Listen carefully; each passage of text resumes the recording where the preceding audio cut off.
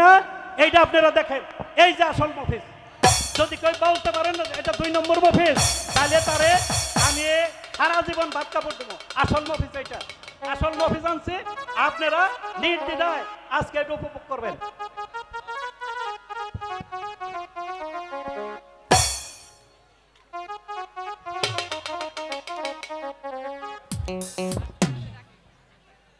আসসালামু আলাইকুম, কেমন আছেন সবাই?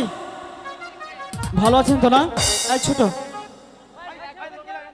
তো বিশেষ করে দুটি কথা না বললেই হয় না, আমি কিছু কথা আপনাদের সাথে শেয়ার করি। তো আপনাদের ভালোবাসায় দোয়ায় আজকে এই জায়গায় এসে আমি দাঁড়িয়েছি। আপনারা আমাকে এতটা কাছে নিয়েছেন, এতটা বুকে টেনে নিয়েছেন, আমি কিন্তু ঘরে থাকতে পারি না, ছুটে আসি আপনাদের জন্যই। তো বিশেষ করে আমার বিষয় অনেক নেগেটিভ কথা চলতেছে, অনেক নেগেটিভ কথাগুলো বলে।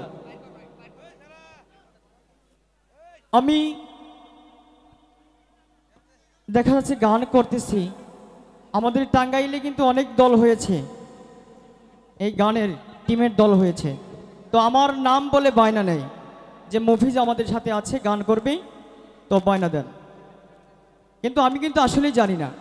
তারপর যাওয়ার পর্বে সেখানে গিয়ে বলে মফিজ অসুস্থ, আসতে পারিনি, আর ওইটা সমস্যা, ওইটা সমস্যা, আমার নামে বলে মামলা হয়েছে, এই কথাটাও বলে। কথাগুলো মানে শুনলে পরে খুব কষ্ট লাগে। আমার কোনো ভয় আছে? আমি আপনাদের মাঝে গান করব, আমার কিসের ভয়, তাই না? তো আমার জন্য সবাই দোয়া করবে।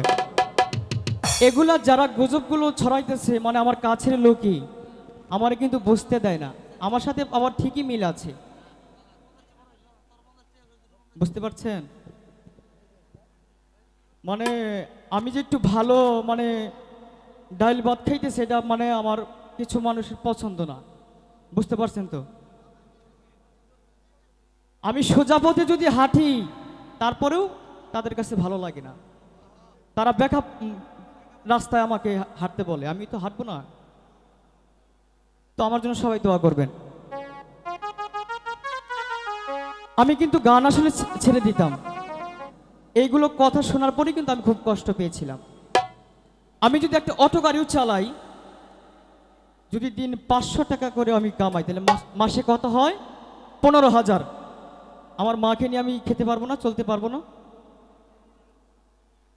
কিন্তু অনেক কথা সহ্য করে আপনাদের মাঝে গান করি।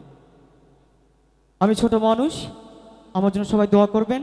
আমার গানে অভিনয়ের কথায় যদি কেউ কষ্ট পেয়ে থাকেন তাহলে আমাকে ক্ষমা করবেন। তো একটি গানের রিকোয়েস্ট করেছেন, ভালোবাসার গান, তো আমি ছোট করে গিয়ে তারপর আপনাদের মাঝে সারা রাত বেহুলা রূপেই গান করব।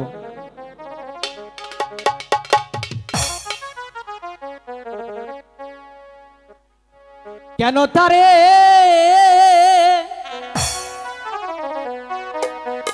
ভালোবাসিলাম রে বন্ধু,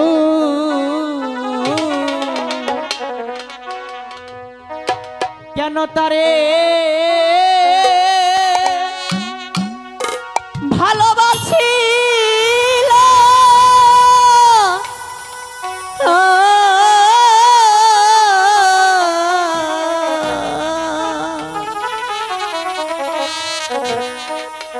আমি জীবনে কি ভুল করিলাম,